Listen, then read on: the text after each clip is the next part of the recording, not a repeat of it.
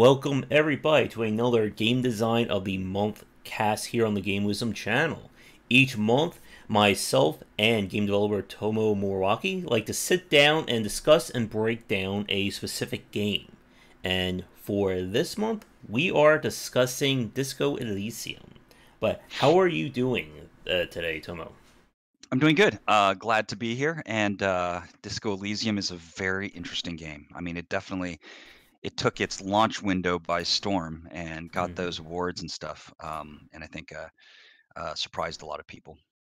Yeah, definitely. In terms of that surprise, I didn't even really hear much about the game before it came out. Did you? Um, no, I mean, for me, what was awesome about it is I feel like I know so much about what's going on, both from the inside and as a fan. And Hmm. then And then I think I was at a game developer mixer, a monthly thing in Los Angeles called Game Dev Drink Up, and everyone's talking about the Game Awards and how Disco Elysium won the Indie Game of the Year. And Hmm. I'm like, Disco Elysium? I mean, shoot, that doesn't sound familiar. I feel Yeah. like it won Indie Game of the Year, and it doesn't sound familiar. And so I'm sitting there looking it up on my phone and going, "Well, it looks good." I'm like, "Wow, where did this come from?" And then, Hmm. when I got a chance to play, I was definitely very impressed. Yeah. And it came out officially. Let me check everything here. So it came out in 20. I'm sorry, in October of 2019. So little over a year from where we're sitting here recording this right now. Damn, that was only a year ago. This year has been crazy. Yeah, of course, definitely. And again, for that particular time, if you remember, a lot of people were really talking about what was not the was it the Outer Wilds? Is that the one from Obsidian? Yeah, that's in the same time frame. I think it did it win some music awards also in that Outer Wilds, I'm Oh friends with wait, one of the people who did composing on it. I think it was the Outer Worlds. The Outer Wilds is another game that came out Oh, very Outer like. Wilds, yeah. Outer Wilds is the survival not version of Outer Worlds. Mm-hmm. And yeah, and in terms of just some weird serendipity there, Outer Worlds came out October 23rd, so that would have been 8 days after Disco Elysium. And I think it's like the only time that I can think of that the indie developer kind of undercutted like the larger developer in terms of like that big game of that month, because that was the one that a lot of people were talking about previously. That's true. And I mean, and that game is really good, right? It's that because it had a really strong several months, and so it's not like it got eclipsed from a pure quality standpoint. It just there was such a sharp explosion of interest in Disco Elysium in that first month or in those first couple weeks even. Hmm. Yeah, and we were talking about this before the stream in terms of just like what sets Disco Elysium apart. Because for those of you who are fans, like we've spoken about this game on several of our Sunday shows, and it's very much just a choose your own adventure game. We're talking about from like a pure gameplay loop standpoint, but it's kind of like the whole package is something I don't think we've ever really seen before, at least taken to that level. Well, what I find interesting about it is that it's a really courageous adaptation of the conventions of CRPG rules. Now, I think you could look at it from two maybe totally different perspectives. One is I'd like to take the CRPG kind of fundamentals and I'd like to apply them to everything that it hasn't been applied to yet. And so I'm just doing a weird translation. I need to adapt the game so that my social interactions, my puzzling over analyzing the world around me, and coping with my internal landscape are going to be all the things that I'm going to make CRPGs work with. But the flip side to that is it's like being inspired by CRPG rules to tell your kind of rich procedural narrative experience. And Hmm. so between those two kind of vectors of description, I think you find like both the kind of origin and aspiration of Disco Elysium. Hmm. And like about its story again, about like that kind of like dynamic or procedural storytelling. Like it's one of those games, as we've said this before, on not only on the show but just like in general game wisdom, that you can really tell when a developer kind of goes all in or is like really passionate about the game they're designing. And like Disco Elysium, from a writing standpoint, certainly fits that bill. Like the opening when you're like kind of like in the void and you're having a conversation with like the primordial essence of the universe. It's just such like a weird way of starting a title.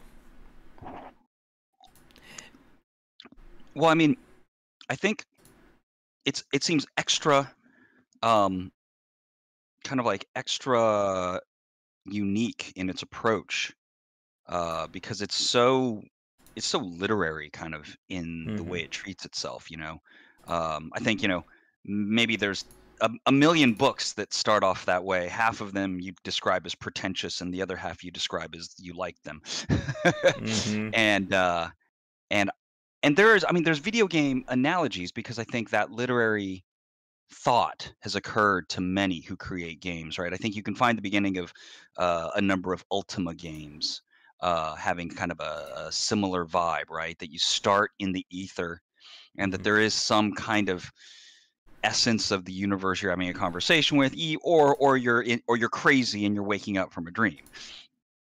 And I think it just worked really well that their systems reached back into their intro, that it wasn't just a cutscene, right? That it was an expression of the way the game fundamentally works, and that you're not going to get all the information. Mm-hmm. Yep.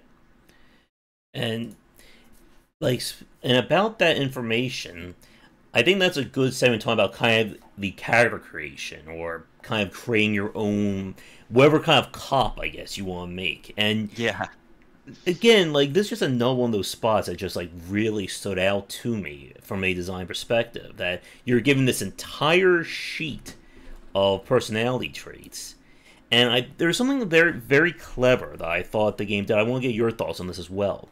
That when you click on each one, it gives you like the description of what that particular trait is, and in that list, it tells you not only what it does, but it tells you what happens if you don't take it.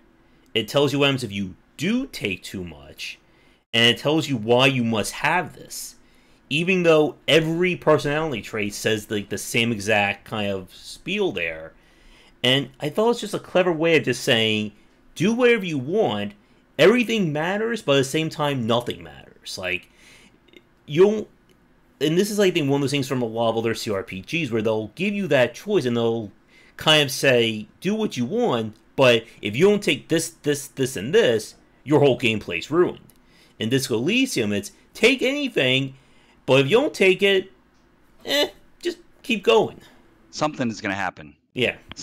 And it's really, I mean, as far as a game that seems at the beginning where you feel lost, man, Disco Elysium, you are just like you're alone in that world and Mm-hmm. super confused. And then, maybe by the time you've collected up enough money to pay for whatever chaos you've caused, I feel like it's like getting that big chunk of experience points is like you going like, okay, I think I get it now. I kind of want to do this whole day over again or talk to everyone again Mm-hmm. now that I understand what's happening. um, it's funny. It's like, I like to think of the game system as they've written a story out of like 20 channels of audio. But the channels that make noise are highly dependent on the choices you make and your skills. Yep. And again, like choice wise, I mean, this game just lets you go down the rabbit hole. I think in terms of every possible route that you can think of. Like when you're talking with the manager of the hotel and you're having a whole argument about what's money, and you just have this whole conversation about this doesn't sound right. What's this whole capitalism thing anyway? One, it's it's a fun way to explore what otherwise kind of people kind of shy away from, these kinds of ideological conversations or politics Mm-hmm. and religion, right, at the dinner table. Mm-hmm. finds a way to have all those conversations, and I'm sure some people might find it a little heavy-handed in some of Hmm. its blatant objectives in terms of like getting you to explore some of the elements of the ideology of how the proletariat should rise up and so forth. Hmm. But but at the same time, I feel like more of us should understand what communism is instead of constantly getting into arguments with people, getting into arguments where nobody knows what it is. Hmm. And the game definitely, I remember a lot of people were talking about kind of like the politics of Disco Elysium. And it is a game that very much, I think, tries to hit a lot of different topics. And part of it, I think, is the fact that your main character, like, this is like one of the few cases where the whole blank slate archetype kind of fits within this space. Because in the first few minutes, you learn that your character got so drunk Yeah. that he completely wiped his entire memory. I love the whole kind of explaining that to Ken there about, I remember nothing. It's like, oh, I'm sure you're fine. I'm like, no, I literally remember nothing. And he's very nice about it. Hmm. Yeah. Ken is the Kim is unsung hero. yeah, he's totally the unsung hero, and I have a great deal of I have a lot of compassion for him and the effort he makes to tolerate you. Hmm. I think my favorite like early line in that game was when you're dealing with the races in the world, and like Ken goes, this one is pretty bad, but I'm sure the third races will be even better. That's awesome, totally. And the guy goes, and I said, "Wait, what makes you think there's going to be a third racist?" And I just like how he says so nonchalantly, "There's always another racist." Yeah, and I think like what's interesting too, like I think well, first of all, um, maybe one of our round table topics should be us discussing broaching the topics of ideology in our Hmm. entertainment expressions, Hmm. and then I'm sure we can use Disco Elysium as one of a number Yeah. of examples. Maybe too small a number, really, because it does seem like actually, strange enough, maybe unrelated or loosely related to this conversation. I was having a conversation about how our society has gotten so pop culture Hmm. that it's almost lost sight of the reality that for the most part art throughout our entire history has been fundamentally ideological in its nature. Hmm. And now I think if you're born today you might see the default as the opposite. Yeah. And yeah, that was one of those very interesting aspects of this Elysium about having these conversations. As you said, like as you were describing, I was going through my own like what was that, the term they used, the mind mansion or the mind trunk or whatever it was. Yeah. I don't remember the exact words. I want to say Mind Palace, but I'm just thinking Yeah. of um what was that movie where Sherlock. well, Sherlock and but there's a cheesy horror movie where Captain Winters is possessed by an alien, and Marky Mark's brother is possessed by another alien. What am I thinking of? It's out in the snow. It's called Dreamcatcher. Okay. Sorry, Dreamcatcher. Super weird movie. Strangely interesting. Oh, here it is. I looked up the thought cabinet.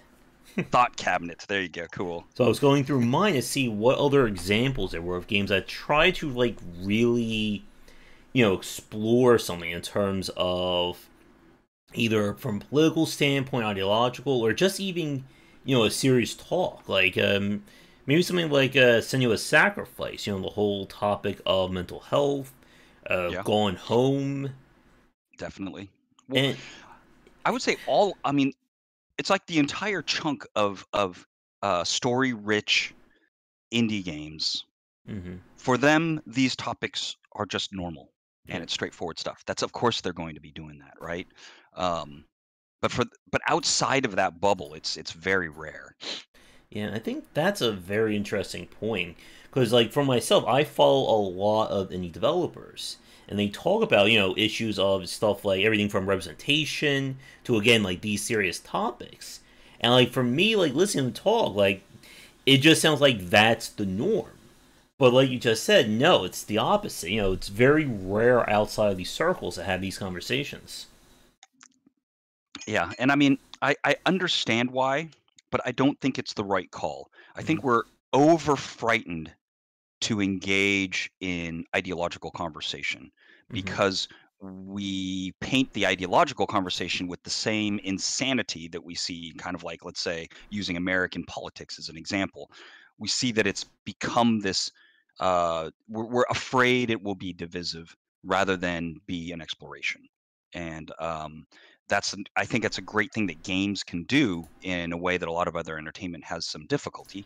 Um, in that you can explore the space without taking up a position. And you could Mm-hmm. say that not taking up a position is cowardly. And I think as an individual, maybe I'll even loosely agree with that. But when it comes to the importance of exploring the idea, which is Mm-hmm. vastly more important from like it is more important to me that you explore the idea than you share my idea, right? Mm-hmm. That we have the same thoughts because it's like our commitment to interactivity, our commitment to figuring stuff out, our commitment to like finding new things. Mm-hmm. It's like that's like totally the bread and butter of like the gamer's soul. Yeah. Here's a bit of a question for you then. One thing, as you were describing that, in terms of presenting something that'll really have an opinion on it, this has been something I think a lot of people have to cry to Ubisoft for, with a lot of their games that either loosely take place in the real world or have real world analogs, such as Far Cry 5. What was it? Watch Dogs. The latest Watch Dogs, I think, is also probably going to run to that as well. And do you think that Disco Elysium falls into that same category, or do you think they kind of avoid those missteps that a lot of people complain about with Ubisoft? I mean, I think they kind of just push it all the way to the other end of the spectrum, Mm-hmm. right? I think that they are, as far as I can tell, kind of like shameless proponents of exploring Mm-hmm. communist ideals. Yeah. And I mean, I personally have much less of a problem with that than maybe some would. But I do remember when they had their acceptance Mm-hmm. speech, and they talk about Engels and Marx, or didn't they? Maybe they didn't mention Marx, but um, that people responded negatively to that. Mm-hmm. um, and I mean, I guess in that moment, I don't know why I thought that was funny at the time, because of course, because ideology, it gets us crazy, right? It gets us inflamed, and it gets us worried. It gets us worried that the world isn't the way we want it to be or something, and it almost for sure ain't the way you want it to be. Mm-hmm. Yeah, and again, like with something like with what we see from like Ubisoft, they tend to just go, we're going to be trying to use like the latest political trend, but we're not going to say a damn thing about it. Yeah, they commercialize hardcore. Yeah. But that's the thing is that's Ubisoft, right? Mm-hmm. Ubisoft is one of the big publishers.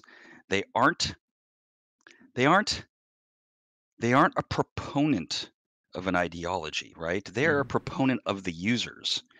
They and they measure their success by the number of people that like their products.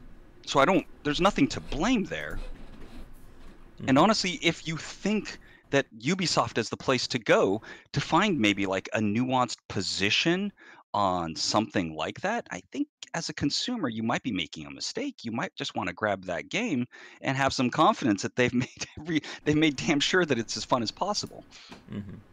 Yeah. with some topical connective tissue, right? They're at least sophisticated enough to try to make it relevant for today or this moment, right? Mm-hmm. Because I mean, at a high level, I feel like Ubisoft creative direction is, I mean, without somehow denigrating the other publishers, it's probably more consistently kind of at least hanging out on interesting topics, right? Mm-hmm. Yeah.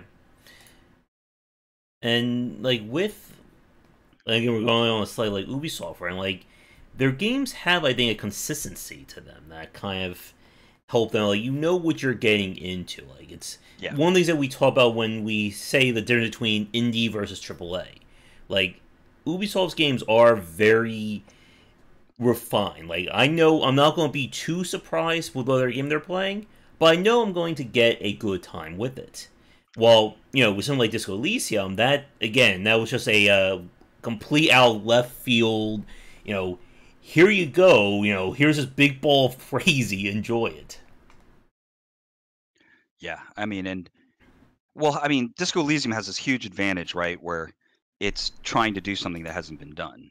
Mm-hmm. Like the way it's pulling its systems together, the stuff that you're getting exposed to, the moment you start figuring out how your stats are really just the way that it the gates that open and close what you see in the Mm-hmm. way the story's told, and then suddenly you're kind of like wishing like maybe if I only had a little more volition, and Mm-hmm. or it's like so it seems like the encyclopedia is more useful than I thought it was. Like all these things where you wish you could Mm-hmm. get more details about the story, and they do a good job with the writing. So you're Mm-hmm. left wanting more. It's very well done, and Yeah. it was a great like it should be seen as a really great example of how to get our current PC indie audience to go a little crazy real Yeah. fast. And speaking about like your personalities, I think that's another really strong part to talk about. And again, it goes back to the writing of this game. And if I can ever get them on for a podcast, I would just need to ask them like, how long did you spend writing Disco Elysium? But because like for those of you who haven't played it, it is a game that your personalities become essentially like your party members. We want to use like the direct RPG analog, and they'll chime in as you're having a conversation or you're trying to do something. And like one of my favorites, again, like from the early game, is when you're trying to remember or you're trying to exact details of something. You say, "Sure, my encyclopedia memory knows exactly how this all works," and you fail the roll, and he goes, "What the hell are you talking? I don't even remember your name. What makes you think I know the exact metric system of shoe sizes?" Um, it reminds me there was a TV show a long time ago called Herman's Head. It was like Inside Out, except that it was a TV show about I kind of don't remember, but there was a host of characters that played the various aspects of his personality, and we would flip to inside of his head on a regular basis. Um, there was what was it? There was something. There was a John Cusack movie about Uh, a potential serial killer, hmm. which has some similar elements to it. Uh, Anyways, this kind of this kind of model of inside out like entertainment, I think, is really cool, and um, I think the innovative approach that Disco Elysium took was basically to treat them like they're NPCs mm-hmm. that you have a relationship with that are and they just happen to take up the position of ideological kind of standpoints. Yeah. And on that whole idea of like, translating RPG mechanics in a new way with Disco Elysium, another big part that we kind of touched on before this cast is the fact that there's no combat in Disco Elysium. There's very little interaction by the player. Like if we were to put this on the scale or the spectrum of gameplay, we could put like Doom Eternal, Devil May Cry on one side, and Disco Elysium completely on the opposite. And this is one of those things that I think like if you go into this game blind, it's very what's a term I'm thinking of? Very polarizing or very shocking to Yeah, play this game and think I'm not really doing anything. Like I'm not really pressing buttons. It's not really the player that's kind of guiding things in that aspect. It's more you're almost like more of a passive observer of these events. yeah, you're riding the amnesiac detective. Or HoboCop if you want to do that. Hobocop. Hobocop. That's awesome. Well, it's they keep the entertainment value high, right? With what a massive screw up you are. And then the whole idea of capo types Mm-hmm. and well, and they do something that we do a lot in Epic Tavern, or there's a phrase that we like to use in Epic Tavern development, which is a game that I work on with my studio, um, where what you want to do is you want to create the illusion that everything is being tracked under the hood and that there are all these deep systems inside of the game that Mm-hmm. that you don't know about. And the way you do that is you have occasional, extremely specific things that connect to your choices. Mm-hmm. And then on the flip side of that is you don't ever have anything in the text come up that is strictly in conflict with what's happened. Mm-hmm. So like the right kind of balance of vague and certain types of moments when you can be very specific start turning your brain into believing that now there is like like my mind imagines that there's a machine with like a dial, and capo type could be rotating slowly from the sorry capo type to the, you know, to the analytical capo type or whatever. And Mm-hmm.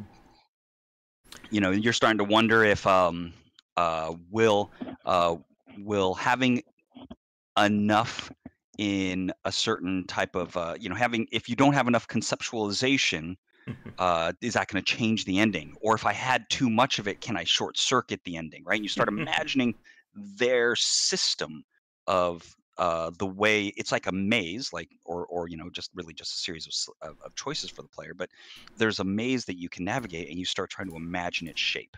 And because none of it is conventional, because they took away all the regular gameplay, I mean, except for, you know, sort of morale and hit points, kind of like being like, you know, magic and, I mean, health and stamina. Um, and the fact that you can occasionally create results that seem like combat, it's Mm-hmm. all kind of new. Yeah. And to Thomas's question in chat, unfortunately, neither one of us worked on Disco Elysium. We would like to talk to developers about that, but this is more of us kind of discussing our thoughts and feelings on the design of the game.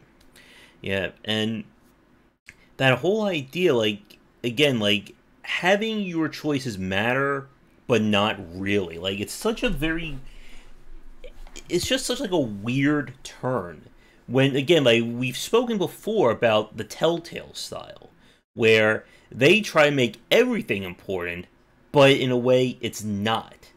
Like your choices don't even really matter short term in a Telltale game. The story has been predefined, and in a way Disco Elysium is that same way. The world's moving on without you. You're not really going to, affect things on that front.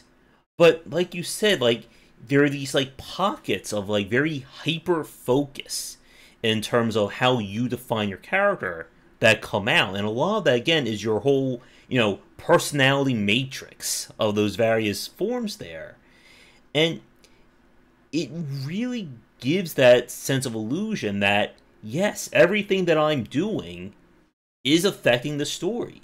Where I'm not sure if it's really that impactful at the design layer. Well, I mean, I think it's worth noting, right, that very few games offer significant modification to the story. And Mm-hmm. those that, as you move towards games that do allow for that, they have significantly less story, right? By having a kind of like a, like the very beginning, right? You're playing rogue and you're just running around those mazes with the cursor keys, and you're bumping into bad guys and killing them. That you're kind of creating your own narrative that's unique to you and this particular playthrough, but then nothing about it is specific. And so every single time it's totally unique, and you actually have 100% agency over the true story. Mm-hmm. Oh, hold on, Tom. One second, my sound went out. Oh, uh, let me see. Are you Pop, there? pop, pop, pop, pop, There pop. you go. For some reason, Okay. Discord decided to turn the volume off. Oh no. There we go.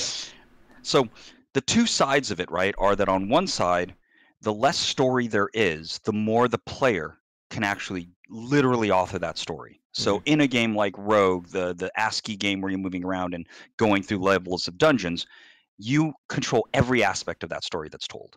And so every time it's a playthrough, you kind of have 100% agency. Mm-hmm. Now, the problem with that is that there isn't enough story there, right, for someone who wants story. And so you can go on the complete opposite side, where it's like uh, maybe a game like Disco Elysium kind of counts, but maybe the Telltale games are a slightly better example. It's like you know what's going to happen in some ways.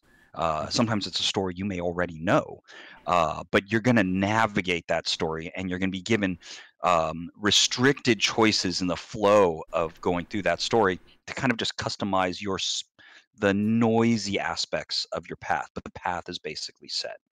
And Hmm. then there's some amount of blurring of those two lines, right, depending on where the game stands. And I think Disco Elysium, right, obviously for the big beats in terms of like this detective stuff relating to a murder and the relationship between unions and governments and communism and totalitarianism, etc., that story Hmm. is fixed. But Yeah. there's actually a great deal of it that isn't, right? You like in some ways they tell a story that's like maybe 20 stories worth, Hmm. but in your given playthrough, you're only going to expose like 7 of them, Yeah. right? And that'll make your telling of that story fairly unique. Yeah.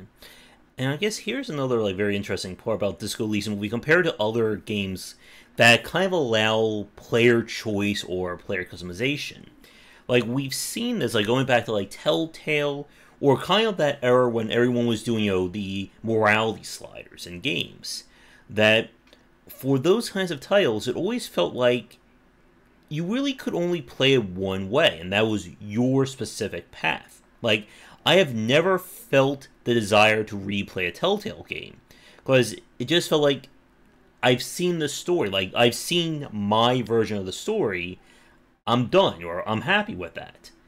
But with something like Disco Elysium, and as you said, it's a game where there could be 30, 40 different kind of story beats or ways things to go. You may only see a handful of them on that specific play. And When yeah, go ahead. Oh no, go ahead. I was just going to say, and it kind of gives you that incentive to kind of like just like mess around story wise in this Yeah, world. and there's some like really interesting jovial approaches to stuff that that they were able to take, right? And I know this feeling from Epic Tavern is just kind of like a framework for writing in some ways, but Hmm. so we're used to the flexibility you get when you can just write whatever, which Hmm. means the words can get crazier. There's nothing stopping the words from being crazier, and it's a very liberating kind of Hmm. situation to be in. And clearly, in the case of Disco Elysium, they took advantage of that freedom, Hmm. because sometimes you get on a tirade, right? That would go on really Yeah, kind of long. yeah, like the whole capitalism argument, or like, and Yeah, it's like one of totally. those cases that again, like for somebody like me playing this game, I thought, if I just go down each dialogue option, it'll just be, one additional line. That's it. We're not going to see too crazy. But no, that game's just like if you want to, Suddenly, it's a novel. yeah, if you want to explore the pitfalls of capitalism for the next 10 minutes, we're going to rant about that for the next 10 minutes.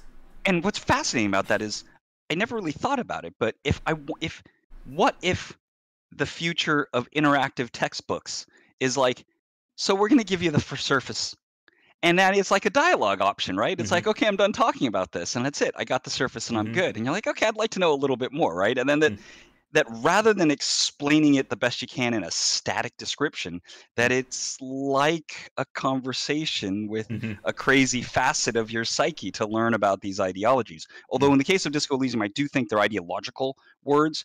They took a lot of care, and it was a Mm-hmm. really important part Yeah. of their agenda in terms of the message of their art. The crazy stuff it was kind of like, oh man, I can't remember it. There's a very strange tirade, but maybe kind of along the lines of when you accepted I accepted the love quest for the person that I talked to on the phone and the person at the front desk of the motel or Mm-hmm. hotel. Yeah. And it was awful. The words are awful. It's awful so much of what you do in the game is awful. And so Mm-hmm. many of the people are awful. And it's even better too by putting you on the hook, because you've already done awful things, right? Yeah. You have to face them. It's good stuff. Yeah. And again, like with Ken just like being there as your moral support slash, I'm stuck with you, so I just gotta put up with your craziness. It's just great. I think one of my favorite parts was and again, like the game is such really great in terms of characterization, in terms of like the Yeah. various people you meet, like the old woman in the motel, and you're like, you know what, we're going to have you come with us, and Ken's like, what? Yeah, come on, wheelchair detective, let's do this. Oh man. Yeah. Or it's like, I think she even says, right? It's like, I'm too old and too married for you. That's what she says, right? Mm-hmm.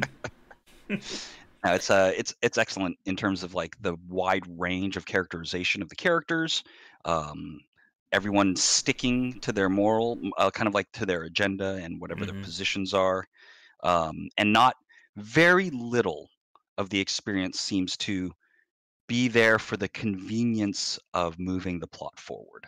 Mm-hmm. And I think, you know, y- Disco Elysium deserves to be judged the way you might judge a book. Mm-hmm. Yeah, and I think we just said there's a really good point about not moving the plot forward. Like when I played it, like for like a 2 or 3 hours, like the one night, I was like, okay, there's a murder mystery. Hey, what's that over there? And I just like wandered off and just started like talking to people.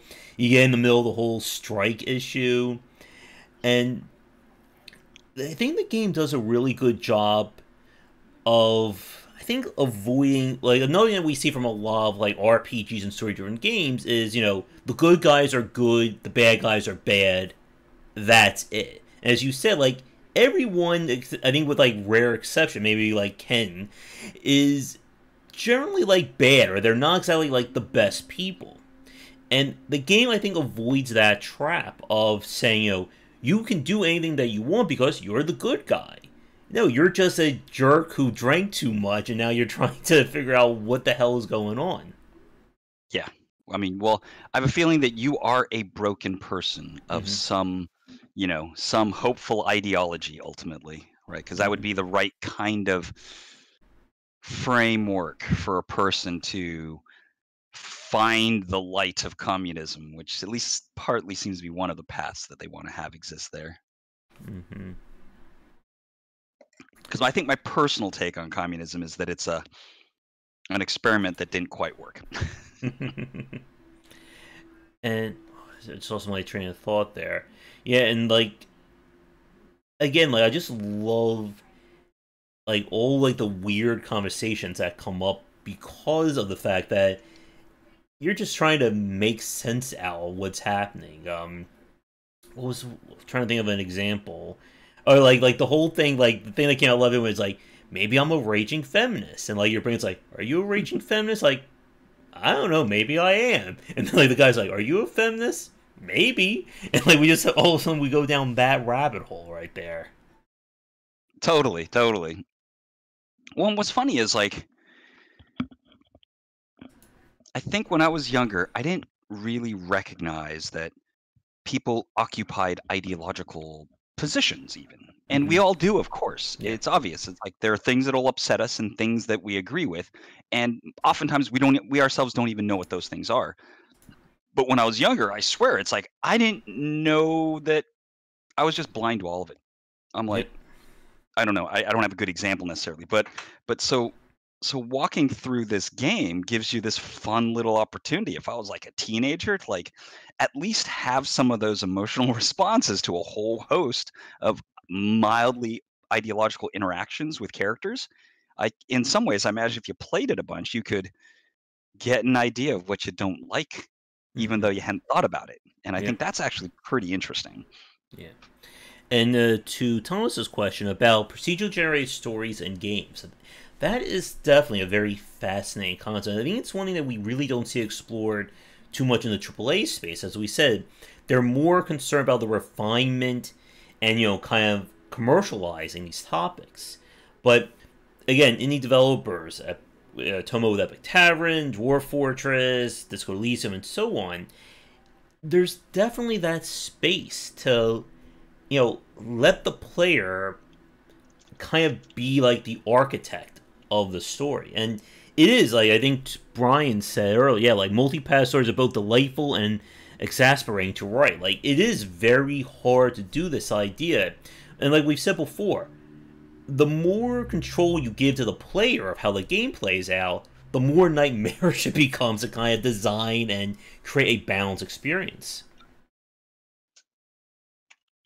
Yeah, I think I mean, okay, so this is obviously going to come from a pretty specific point of view because if you guys know anything about Epic Tavern, it's Mm-hmm. just this immensely complicated exploration or study of procedural storytelling. Mm-hmm. But it's not purely procedural storytelling. It is an exploration in how to combine procedural and custom. But Mm-hmm. in so many ways, I can see like the totality of interactive entertainment as kind of on this spectrum between totally static story Mm-hmm. and totally procedural. And something like Dwarf Fortress is going to be way more on this procedural side. But it is true, the majority of the experiences created out there are much more on the already established story that cannot be changed. Um, and uh, I think the reason why that makes sense is because it is hard, right? And also that I think the creative perspective feels a responsibility to its users to deliver the good story, Mm-hmm. and that it's kind of outside of that. Yeah, and I'm going to call it yesterday's way of thinking, but I don't mean it isn't today's way of thinking. But to break out of that yesterday's way of thinking is to say that I do trust the player to make that story for themselves. In fact, I found growing up playing games that didn't have a lot of stories sometimes, or had stories that Mm-hmm. were totally buried by not enough graphics and not enough sound and not enough whatever, that I was the one in my brain, at least, that I was creating that story. And I found that to be so meaningful. And I'm sure the Dwarf Fortress developers think this, that I'm going to commit all of my life energy to making it so that players can do that for themselves. And that is definitely what we're doing for Epic Tavern as well.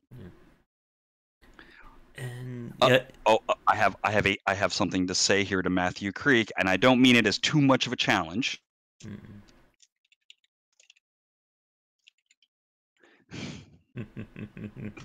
I don't want preaching in games is pretty preachy. It's that uh, a battle of ideological position of some sort is always happening in one way, shape, or form. And I'm not even trying to necessarily take a side on that. I mean, I think I'm a little bit on the kind of parent that lets their kids, you know, read or watch anything, provided you're there with them to talk about it. In that exposure, I don't think trains us to be the things we're exposed to. I think exposure gives us perspective, right? And I think so. I think more stuff talking about more things is broadly beneficial. Um, at the same time, I totally appreciate if someone tries to tell me what to do. My response is generally pretty negative. Mm-hmm. I'm like, hell no, I ain't gonna do what you tell me to do. In fact, I like that song. And so, but maybe a better way of I don't think the people who are preachy are trying to be preachy. They're trying to get a message across, and it's hard to Mm-hmm. say something and describe it without sounding like you're trying to tell someone to do something. Mm-hmm. I think there's an art to that, and Yeah. and that as we continue to work, if we got our heads screwed on straight, that we're striving to get better and better at describing the things so that it becomes a space to be for that thing to be discovered, Mm-hmm. um, rather than force fed, Yeah. like you're like at a seminar for psychology 101 or something. Yeah, and I think that and Thomas's comment, I think, are a really good point of conversation as well about being able to explore space without, either being preachy or in a way not glorifying the nastier parts of this. And like Thomas' example about, the kids at the hang by, like that's a really good point about, these kids are just, horrible to talk to. They are a nightmare to deal with. And I think there is an art to I'm not sure this is the right term, like almost like a bad or a good bad character. Somebody who's horrible, but it's not. It makes you interested in it as opposed to just like turning you off from it. Yeah, absolutely. Well, because that's the thing too, right? Is it's something I've said I think on one of these streams before is that if the education system didn't leave fun on the table, I wouldn't have a job. Mm-hmm.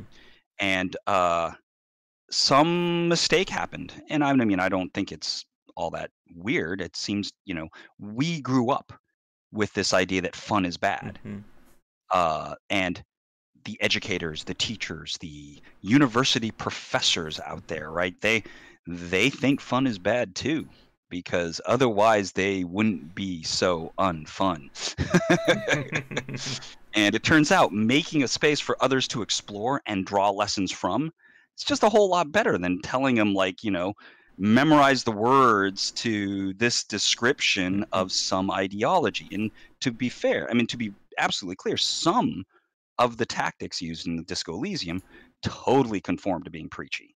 And Mm-hmm. when I see that, I don't see an ideological problem. I see a well, we didn't have enough time to wrap this message appropriately for the best interactivity. Mm-hmm. Yeah, and yeah, fun is definitely bad. I think we're done here, people. We have to leave. Well, And and thank goodness though, because if education kept the fun, imagine if education and teachers and everyone, they were the keepers of fun and interesting and mysterious and seductive and wanted to draw you into that story, that they were the storytellers. The nice thing about that is we'd all be way more educated, first of all. But then this entire category of capitalism and art, I don't think it would exist. And for all of its ickiness, because hedonism, capitalism, art, all maxed pushed in together into this giant party, has a little bit of collateral damage. It's pretty epically fun. Racist coffee mug, I love that stuff, by the way. It actually had some pretty legitimate use. yeah, I guess like that's actually a really good. That's actually a really good topic I want to touch on. Also, time wise, we are about 50 minutes in, so I think like another 10-15 minutes should be good. Oh, absolutely. Yeah, yeah. Sorry, I Okay. totally lost track. I'm glad we set those times before, because otherwise I just it would be too late and then I'd get all panicky. I'm like, oh, I got to get off the call now. Yeah. Again, the chat doesn't mind. They want you to sit here for 4 to 5 hours and talk. That's their bread and butter. Um, One thing I wanted, like, there is, like, we've been talking about how the game doesn't really have too much in terms of game mechanics. But one area where there is kind of like the mechanic, or at least some more of the player choice, is the clothing and the outfits and the items that you can use. And I thought this was, I don't know, like, if it worked as well as I thought it would, in terms of, you can collect clothing and it gives you, +1 to this, but -1 to that. Now, to be fair though, I only played the game for like 3-4 hours, and a lot of those just me just messing around. So I don't know how much those items really, impact things later on in the game.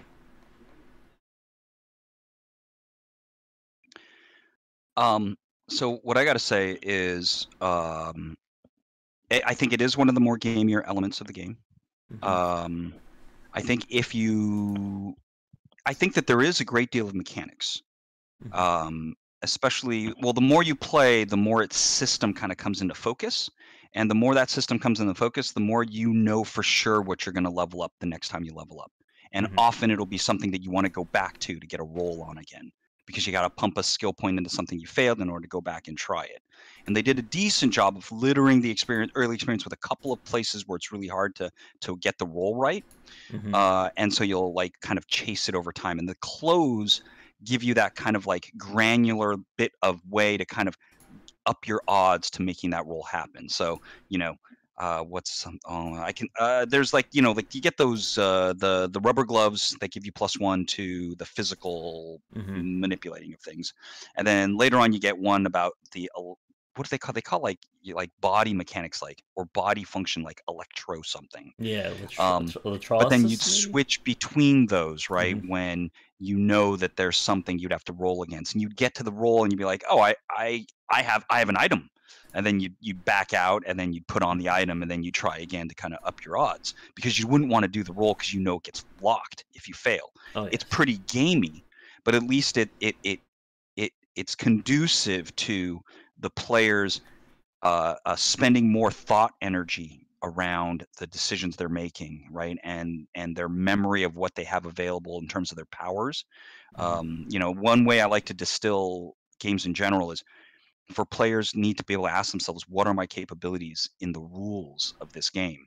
And the Hmm. more they could the more like that 9-year-old kid could sit down with you and talk and talk and talk about the rules of the game and what choices they would make, the more gameplay space you've created in your systems. Hmm. And so I think to that effect, for that's the way Disco Elysium creates its gameplay, or that is its gameplay, I guess. Yeah. Speaking about gameplay, here's a question for you and for the chat people watching this recorded. In terms of like how you built your character or how you define your detective, did you play the game kind of going for jack of all trades route, or did you go for kind of, I'm going to go all in on this and maybe this other personality? So I went pretty hardcore into the intellect side of things. I think I started with what was it? Not conceptualization. Maybe it was conceptualization was the highest one. I had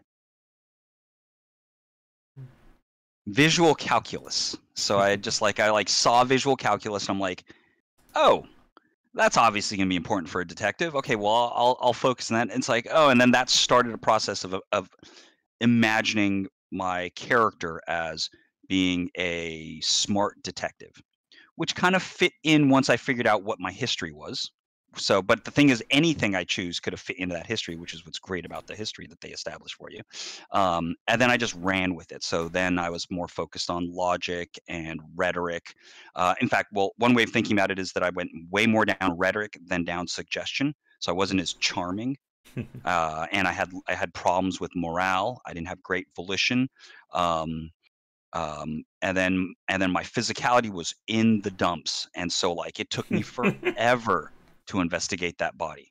I had to pull out Oh every stop yes. to get to being able to do that body thing. Um, Um, go ahead. I was gonna say I just remember when you have to the curio shop with like the locked doors. Like you can just run your shoulder into it. Like, can I do that? Yeah, go for it. Like boom. It's like, why did you do that? I And know. Ken's just standing there going, "Are you okay?" You don't look so good. Well, what's funny is like I was saying in chat how I died when I tried to punch that stupid kid throwing rocks. His name's Kuno or something. Yeah. Man, guys, kid was driving me nuts. And it's perfectly timed where it's like he's just talking crap to you the whole time, right? And then eventually and then it triggers into him like you're trying to rape me, and then you not like my brain lost it against that kid, but I had kicked something earlier in the game and I had such low endurance, I only had the 2 hit points. So I had kicked something and was down to 1 hit point, and then I try to punch the kid, and of course I fail because all my physical is super low, and I fall to the ground and I get a heart attack, and then I die. Yeah. And that's how I first ended the game, and I was like, "Holy moly, I love this game." Hmm. The very first time I played, I think I died trying to get the tie off the fan at like the very beginning of the game. Just reach up and grab it. What could go wrong? Oh. Oh, right. That's how I took the first point of damage because the Hmm. kick was at some furnace or something, and that's how I took that point of damage. Hmm. Oh yeah, and like Crusader Kings is another like very interesting example of just like that kind of. I think that if I were to like compare like Crusader Kings to Disco Elysium, I would say it's like the flip side of the coin almost. That it is the story generating game, but so much mechanically driven. While Disco Elysium is story driven, but again, there's not as much. There's not. it's more storytelling than mechanically driven. Well, it depends on your definition of mechanics, I Mm-hmm. guess, because I would actually describe their system of the physicality, intellect, psyche, and then some other physical thing. I gotta look it up real quick. Mm-hmm. It's called. Okay, they have 2 intellect and 2 physical. So physique, motorics, Okay. psyche, and intellect. And so between that system of those 4 categories and their constituent 3 to 5 skills or whatever they have, um, there's a lot of mechanics there because it has such a huge effect on the way you might want to approach things, right? So it's all dialogue mechanics, or it's all interacting with object mechanics, right? It's none of it is real time, first of all, right? And none of it is skill or timing based. Mm-hmm. Um, unless you want to protect your frustration by clicking on coins on the ground and not missing them. Now, I guess to begin to wrap things up or to wind things down, if anyone has any like final questions or final thoughts for us to kind of explore, let us know in the comments. One thing that I wanted to ask about, well, my voice is dying. Oh, there we go. One thing I wanted to ask about, as you were saying earlier, with going all out to try to beat up the kid, having it fail on you, and one thing I was just thinking about is this idea of how of taking away control versus giving the player full control. As we said, Disco Elysium is an example where you are given control kind of where it matters. And one thing that I thought about was if the personalities had more control over you. Like if you went too far down one route and the game just basically says, no, you have to do it this way. I'm not going to let you do anything otherwise. I thought like Love how much that of a idea. difference would that have made? Yeah, if you don't succeed your roll against oh god, I gotta look it up again. The what is it? The Yeah, it's like authority or yeah. esprit de corps, right? Because esprit de corps is the copiness of you, and authority is kind of like Mm-hmm. government stuff. If you fail the roll, you have to go that path, right? If that Mm-hmm. was the case, in Yeah. some ways, or like rig it up some way so that your choices, like that, when there's like a conventional appeal to authority in the conversation, that if you don't have enough of that skill, that you don't get to choose. It's like, well, this is the kind of situation where you're going to listen to the police, unless you have, maybe the opposite would be better. It's like you're enough of a rebel that you can say to hell with the what the Mm-hmm. government wants me to do. And I'm sure you could take that a million different ways. Actually, it'd be kind of neat, right? Mm-hmm. Now you'd pick your skills and grow your skills based on the kinds of choices you'd want to have more control over. Like you're like, I want to be able to say no to that every time, so I'm always going to have Mm-hmm. more self control, Yeah. or and then if you pick hedonism, what's the opposite? It's like, um, you know what? Honestly, it's such an interesting idea. I'd have to sit down and think about it. Mm-hmm. I have to, and now I kind of have to build the graph because I think that there's a lot of merit in that little idea. Yeah, like like an idea that I came up with for a game a long time ago. It's almost like a Doctor Jekyll and Mister Hyde kind of design, and like the Mister Hyde voice would tell you to do something. You embrace that too much, it would kind of just like take control of your choices. Like it's like, do you want to kill this person? If you say no, but you've gone too far down that route, Mister Hyde would just say, yes, you're doing this. You're not in control anymore. Almost kind of like the genocide ending for Undertale, like that final twist. If you try to rebuke the evil voice. Uh huh. Crazy. Um, yeah, this is a topic that we could talk about more for sure. Mm-hmm. Maybe one of these podcasts, actually, I should you should, if you would let me talk about the underlying structure of Epic Tavern. I could try to Mm-hmm. draw in a lot of other games and their storytelling mechanisms, because that's kind of what it's there for. It's Mm-hmm. really our our dissertation on disassembling storytelling and interactivity. I mean, Definitely. this game for the team at Hyperkinetic, when it came out and we got kind of a scent of what it was about, we got the game for everybody and said, this is essential research. You got to understand how this game is trying to do some of the things we're Hmm. trying to do. You got to understand it. And see, I think the only game that really was that. I Yeah. mean, we've all played like the Telltale games. We know story in games. You know, everyone's played What Remains of Edith Finch and Gone Home, of course, and stuff like that. But this one was like, in terms of its systematizing and the some of the essence of storytelling and its kind of emotional character, personality related stuff was very interesting. Hmm.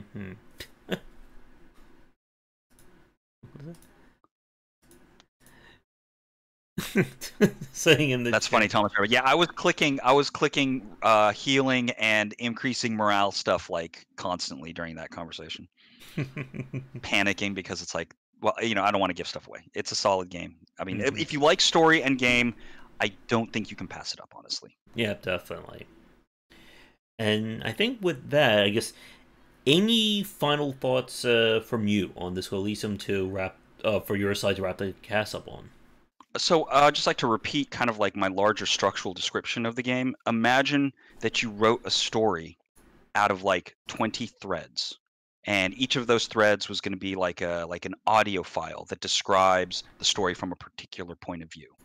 And now pretend that in the game you get to choose through your actions which of those audio channels are making noise. And I think that's what Disco Elysium ultimately is. And so you could theoretically create it if you didn't know anything about its mechanisms, just created your own mechanisms. Is that I wrote one story and then I wrote the same story 20 different ways from very clear perspectives, and then I just turned them all on, and then I chose which ones to turn off, and then the configurations of one like that. Every cluster of 4 of those threads that felt good, I tried to make a target in the choices that the player made. All right, and for myself, like Disco Elysium is not like one of my go-to games. Again, I am more mechanically, more gameplay driven. But with that said, this is one of those games I think, as I said earlier, you can tell developers wanted to make this game. Like this was a passion project times a million for them. And if it clicks with you, this is probably going to be like the premier example of like storytelling in games probably for a very long time in terms of this like rabbit hole, like as Tomo said, like it's a story that's broken down to multiple different threads that are then all discombobulated and then reattached based on your own whim. Oh, and something to add, by the way, we spent the whole stream not talking about how beautiful the game is. Oh yes. The art is very good. Mm-hmm. That I love that hand drawn. It was like a painting kind of effect that they had with it. All right. And by the way, another tidbit to kind of close the stream. We stream development for our game Epic Tavern 3 times a week, and you can find the schedule at our Discord channel, discord.gg/Epic Tavern. And I will put a link to the game in chat. There we go. If you want to check it out there. Awesome. But I think with that, we will wrap up this month's chat. For those of you new watching, Tom and I do these design casts once a month, and we pick a different game for it. So right now, I think we're leaning maybe towards Spelunky or Spelunky 2 for next month. We'll have to see if anything kind of strikes our fancy. If you want to follow me again, I'm on Twitter at GWBlaster. There are links to my Discord and Patreon link down below. And I will grab Tomo's invite or the Epic Tavern one in the recorded version of this. But if there's any other place you'd like to mention, Tomo, feel free. We got our Discord channel, our Twitch TV/Epic Tavern Twitch stream, and at Epic Tavern Game, I think, on Twitter, and our you can find us on Steam as Epic Tavern. By the way, this was a great conversation, Josh, and happy to be here as always. It's good times. Yeah, it's always great to have you on. And yeah, and for those of you who missed it, we of course did our roundtable earlier this week. That should be going up soon, as well as the recording of this one. It's always great to hang out with you, and again, best of luck with Epic Tavern. All right, for sure. And one of these days you got to jump me in on a conversation with you and Sharky, because those Uh, are always fun too. all right, yeah, if you won't come on for a Sunday show, let me know. For sure, I'll let you know. All Thanks for right. having me, by the way. No Talk to you all problem. later. All right. Well, with that said, everyone, we're going to wrap up this video or this stream here. Thank you so much for watching this live or recorded. I will be back, of course, for our nightly streams. Be sure to check out Epic Tavern at the links down below. And come back for daily discussions on game design here and on game wisdom, where we examine the art and science of games. Until next time, take care.